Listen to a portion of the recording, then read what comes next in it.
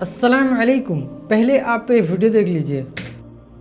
Hello دوستو، جیسا کہ آپ لوگ دیکھ رہے ہیں دوستو، نیل شریف کے کنارے کچھوا نکلا ہوا ہے اور اس کچھوا کو دیکھنے کے لیے کس طرح سے زائرین کی بھیڑ امڑی ہوئی ہے اور بتایا جاتا ہے کہ یہ کچھوا 200 سال سے بھی زیادہ پرانا ہے، جو اس نیل شریف میں رہتے ہوئے ہو گیا ہے 200 سال سے بھی زیادہ پرانا کچھوا۔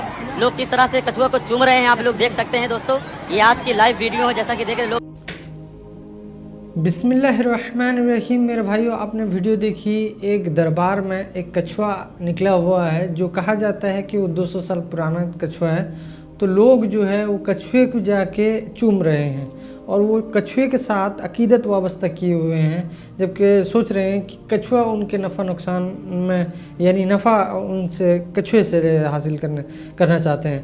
حالانکہ یہ کچھوا تو چھوڑیے، ہم آج بات کرنے والے ہیں 5 اولوالعزم پیغمبر جو ہیں، ان میں سے ایک حضرت عیسیٰ علیہ السلام اور ان کی ماں سیدہ مریم علیہ السلام، ان کے بارے میں آج اللہ سبحانہ و تعالیٰ کیا فرماتا ہے قرآن میں، آج وہ کمپلیٹلی بتائیں گے انجینئر محمد علی مرزا صاحب۔ آپ ویڈیو کمپلیٹ اینڈ تک ضرور دیکھیے تاکہ آپ کو پوری بات سمجھ میں آئے، اور یہ ویڈیو دیکھنے کے بعد پتہ چلے گا کہ یہ کچھوے کی کیا اوقات ہے۔ آپ جو ہے ویڈیو کمپلیٹ اینڈ تک ضرور دیکھیے تاکہ آپ کو پوری بات سمجھ میں آئے۔ بنا کسی تاخیر کے اللہ کا نام لے کے شروع کرتے ہیں۔ اب جناب سخت ترین آیات آ رہی ہیں، یہ آیات اس امت کے بھی شرک کو کھول کے بیان کریں گی۔ اس امت کے اندر جو غلط عقائد لوگوں نے پروپیگیٹ کر دیے بِإِذْنِ اللہ کے نام کے اوپر، اور یہ کہہ دیا یہ آیات بتوں کے بارے میں ہے، یہ انبیاء کے بارے میں نہیں، من دون اللہ سے مراد جو ہے وہ بت ہے، یہ سب کچھ اس کے اندر کلیئر ہو جائے گا۔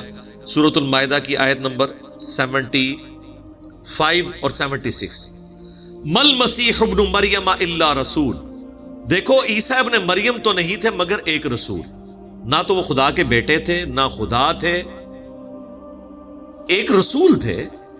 رسول دو اور بھی آئے، قد خلت من قبلہ الرسل، ان سے پہلے بھی رسول گزر چکے ہیں۔ ٹھیک ہے کہ عیسیٰ ابن مریم کو اللہ نے کئی ایسی کوالٹیز دی ہیں جو کسی اور پیغمبر کو نہیں دی، لیکن پھر بھی ہے تو وہ پیغمبر ہی تھے۔ وَأُمُّهُ صِدِّيقَةٌ، اور اس میں بھی کوئی شک نہیں ہے کہ ان کی ماں راست باز عورت تھی، صدیقہ تھی۔ مجھے بتائیں سیدہ مریم سے بڑھ کے کسی بابے کا مرتبہ ہو سکتا ہے؟ سیدہ مریم اولیاء کی سردار ہے، کیونکہ ایک نبی کی ماں ہے، اولیاء کی سردار، اور پھر اللہ کہہ رہا ہے صدیقہ ہے۔ اور آپ کو پتہ ہے اللہ تعالیٰ نے سورہ النساء کے اندر انبیاء کے بعد من النبیین والصدیقین والشہداء والصالحین، سب سے بڑا درجہ انبیاء کے بعد صدیق ہونا ہے، تو انبیاء کے بعد درجہ ہے صدیقین کا۔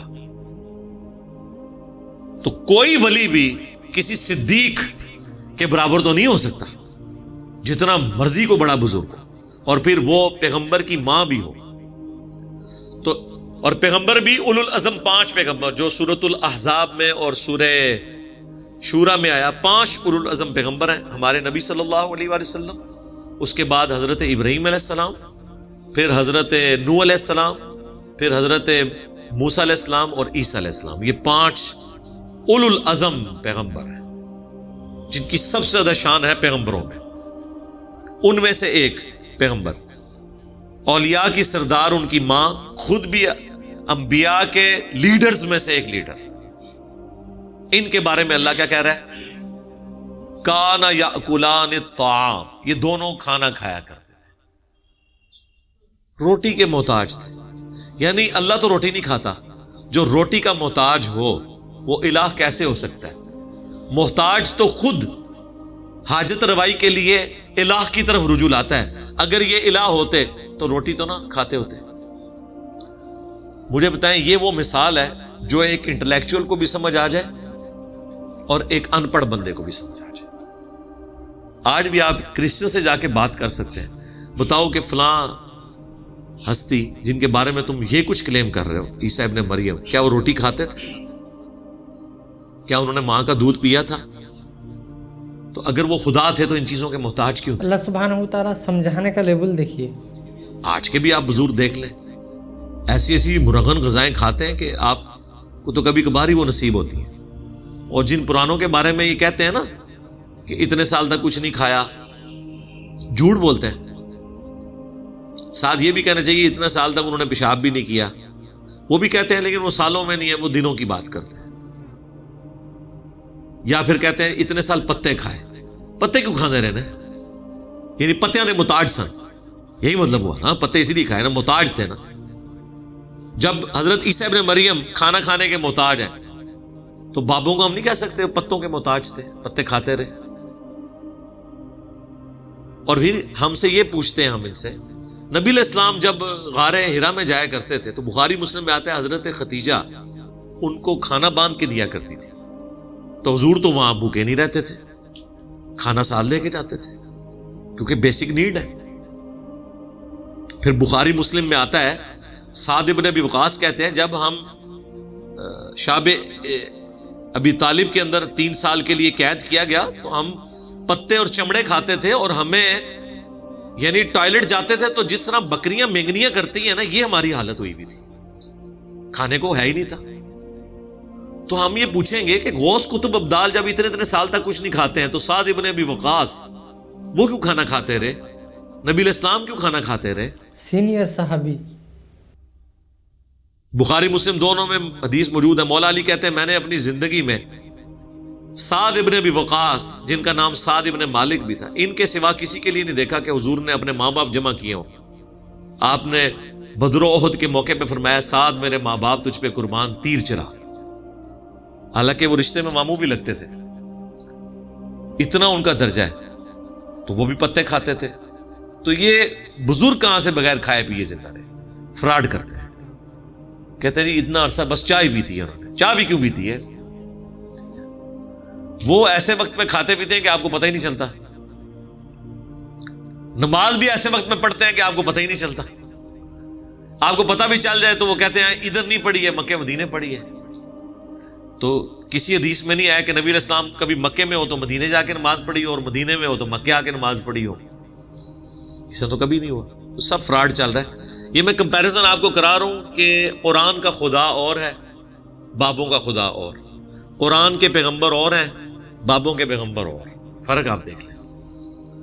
دونوں کھانا کھانے کے محتاج تھے۔ انظر کیف نبین لہم الآیات، دیکھو تو صحیح ہم اپنی آیات کس طرح کھول کھول کے بیان کر رہے ہیں، یعنی اس سے نیچے آ کے کیا سمجھایا جائے کہ بھئی روٹی کے محتاج ہیں۔ ثم انظر، پھر ان کی طرف بھی دیکھو جو نہیں ماننے والے، انا یؤفکون، کہ کدھر الٹے پھرے جا رہے ہیں۔ آج بھی یہی ہے، آپ جب ان کو باتیں بتاتے ہیں وہ الٹے پھرے جاتے ہیں، کہتے ہیں نہیں توہین کر دی ہے۔ تو یہ کس کی توہین ہوئی ہے یہاں پہ قرآن میں؟ عیسیٰ ابن مریم ان کی ماں کی توہین ہوئی ہے جب اللہ نے کہا روٹی کھانے کے محتاج ہے۔ ابھی تو اہل کام اگر ٹرنا ہے، اللہ تعالیٰ ہمارا قل اتعبدون من دون اللہ، اے نبی تم فرماؤ کہ کیا تم عبادت کرتے ہو من دون اللہ کی، اللہ کو چھوڑ کے ان ہستیوں کی، عیسیٰ اور ان کی ماں کی، ما لا یملک لکم ضرا ولا نفعا، جو نہ تو تمہارے نقصان کے مالک ہیں اور نہ نفع کے۔ دے لیں دونوں کی دے، اللہ تعالیٰ نے ان کے اٹھا کے پھینک دی ہیں۔ نمبر 1 یہ فرمایا کہ یہ من دون اللہ ہے، کون؟ عیسیٰ اور ان کی ماں۔ حالانکہ یہ حزب اللہ ہے، لیکن حزب اللہ شیطان کے مقابلے میں، لیکن جب ان کو لوگ اللہ کے مقابلے پہ کھڑا کریں گے تو اللہ تعالیٰ کو یہ بات کہنے میں کوئی عار نہیں ہے کہ یہ ہے تو حزب اللہ ہے لیکن تم نے انہیں من دون اللہ بنا دیا ہے، اللہ کے سوائے ان ہستیوں کو پوجنا شروع کر دی ہے۔ دوسرا، وہ تمہارے نفع اور نقصان کے مالک نہیں ہے، اور پھر ساتھ ہی کہہ دیا واللہ هو السمیع العلیم، اور اللہ ہی ہے جو سننے والا، علم والا ہے۔ یعنی تمہارے نفع اور نقصان کا مالک وہ ہوگا جو سننے والا، علم رکھنے والا ہو، ہر وقت ہر بات کو سننا اور اس کا علم رکھنا، یہ تو عیسیٰ اور ان کی ماں کی کمپیٹنسی نہیں ہے۔ جب عیسیٰ اور ان کی والدہ کسی کے نفع اور نقصان کے مالک نہیں ہیں اور وہ روٹی کھانے کے محتاج ہیں، اور وہ اللہ کے مقابلے پہ عیسائیوں نے جب انہیں کھڑا کیا تو من دون اللہ، اللہ نے ان کو کہہ دیا تو بابے تے شاہی کوئی نہیں، بابے تے شاہی کوئی نہیں۔ شکر کرو اسی اتنے روک رہے ہیں لوگوں نو بس کہ بابے تے شاہی کوئی نہیں۔ ایڈی ایڈی موٹی گلاں میرے دماغ چ آندیاں نے اس تو بعد، لیکن میں کہنا نہیں، اخلاقیات کا دائرہ ہم نے کراس نہیں کرنا، بس اس تے ہی تسی رہو کہ بابے تے شاہی کوئی نہیں۔ جدو کوئی کہنا کہ بابے بڑی شان ہے تے اے سورۃ المائدہ کی آیت نمبر 75 اور 76، غلوف اتنی بڑی بیماری ہے کہ اہل کتاب میں جب آئی تو راست سے وہ ہٹ گئے. سورۃ النساء میں آیا تھا قل یا اہل الکتاب لا تغلوا فی دینکم ولا تقولوا علی اللہ الا الحق، اور مت کہو اللہ کے بارے میں سوائے اس چیز کے جو حق پر مبنی ہے. تو اب ہم پوچھنے میں یہ حق بجانب ہے نا کہ جب آپ یہ کہیں گے کہ رسول اللہ کی قبر اللہ کے عرش سے، کرسی سے، خانہ کعبہ سے افضل ہے، تو یہ کس پہ آپ جھوٹ باندھ رہے ہیں؟ اللہ پر. کہاں لکھا ہوا ہے؟ کیونکہ اللہ کہتا ہے وَهُوَ رَبُّ الْعَرْشِ الْعَظِيمِ، اللہ تو بڑے فخر سے اپنے عرش کا ذکر کرتا ہے. اور آپ وَسِعَ كُرْسِيُّهُ السَّمَاوَاتِ وَالْأَرْضِ، اس کی کرسی گھیرے ہوئی ہے آسمانوں اور زمین کو. اور آپ نبی علیہ السلام کے بارے میں ایک کلیم کر رہے ہیں کہ ان کی قبر مبارک اس سے افضل ہے. نہ یہ کوئی آیت تھی، نہ حدیث تھی. یہ اللہ پہ بھی جھوٹ، اس کے رسول پہ بھی جھوٹ، نعوذ باللہ. جبکہ ہمارے پاس یہ حدیث بھی موجود ہے، دیکھنا میری شان کو اس طرح بلند نہ کرنا. صحیح بخاری کی حدیث، جس طرح نصارہ نے اپنے پیغمبر کو بڑھا دیا، میں اللہ کا بندہ اور اس کا رسول ہوں، مجھے اللہ کا بندہ اور اس کا رسول ہی کہنا. تو غلو کیا نا پیغمبروں کے بارے میں. اگلی امتوں نے بھی غلو کیا، اس امت نے بھی کیا. بخاری اور مسلم دونوں میں حدیث ہے کہ تم بھی اگلے لوگوں کے راستے پہ چل پڑو گے، قدم با قدم، بالشت بر بالشت، حتیٰ کہ ان میں سے کوئی شخص گوہ کے سوراخ میں داخل ہوا تو تم بھی اس کی پیروی کرو گے. صحابہ کرام نے پوچھا کہ یہ اگلے لوگوں سے مراد کیا یہود و نصارہ ہیں؟ آپ نے فرمایا اگر وہ مراد نہیں تو پھر کون سے لوگ مراد ہیں؟ یعنی یہود و نصارہ کی ہر خرابی اس امت کے اندر کسی نہ کسی شکل میں آئے گی. آپ کسی خرابی کا ذکر کریں، میں آپ کو بتاؤں گا کہ کس فارم میں اس امت کے اندر موجود ہے، سوائے ایک چیز کے کہ انہوں نے رسول اللہ کو اللہ کا بیٹا قرار نہیں دیا، عیسیٰ علیہ السلام کی طرح اللہ قرار نہیں دیا.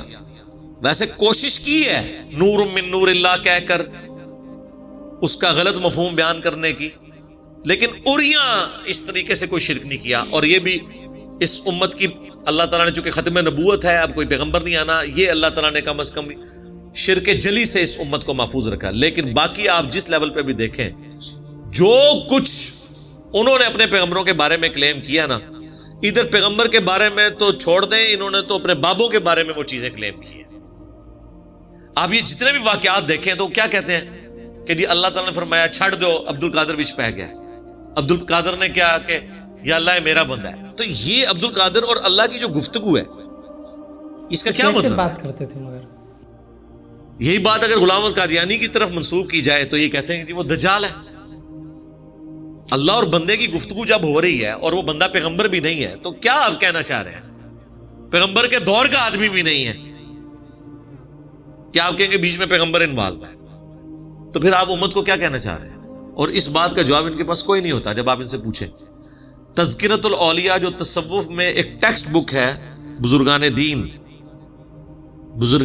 تصوف، دین اسلام نہیں، ان کے بزرگوں کی، اس میں آپ پڑھیں تو سارے بزرگوں کے بارے میں آپ کو بالکل ملے گا وہ ڈائریکٹ اللہ سے باتیں کر رہے ہیں.